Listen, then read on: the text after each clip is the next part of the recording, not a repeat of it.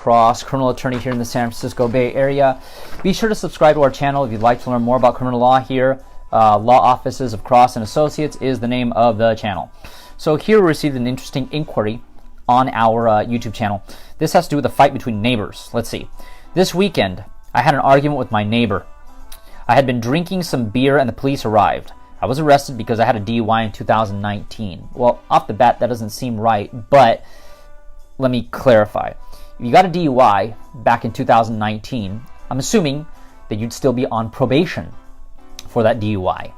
And here in the state of California, generally speaking, the judges, as part of their condition of probation, a judge will tell you that you cannot drink alcohol to excess. You can't drink alcohol to excess. And that includes whether or not you're driving or not. You can't be at home, getting completely drunk. So that could be the basis for the arrest. Now, the other one could be, well, okay, you had an argument with a neighbor. How bad of an argument was it? Did you threaten to hurt him or kill him? Because in that situation, I'm going to kill you. Well, wait a minute. That's a violation of Penal Code Section 422. Felony. Carries up to 4 years state prison. Terrorist threats, criminal threats. No can do. So that could be a basis.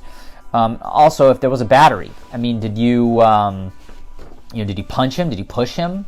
That would be a violation of probation. And of course, the DA at their discretion could file new charges under Penal Code Section 242. Battery carries up to 6 months in the county jail. So I need a little bit more info, but it seems here that it's a little bit weak. If you just had an argument with your neighbor, but you didn't threaten to hurt him or kill him, and if you didn't touch him, there really shouldn't be a probation violation.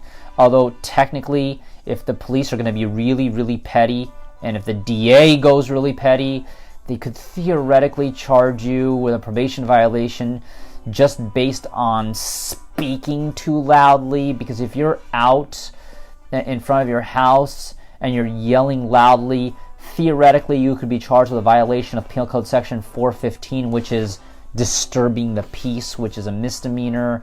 That's just a kind of a gotcha charge. It's not a big deal, but it still is a misdemeanor, and you could be charged, and it could be the basis of probation violation. Most people don't realize that if you're in a public place, and you're speaking really loud enough that somebody else could hear you from 50 feet, you could theoretically be charged with disturbing the peace. Sounds ridiculous, but it's on the books.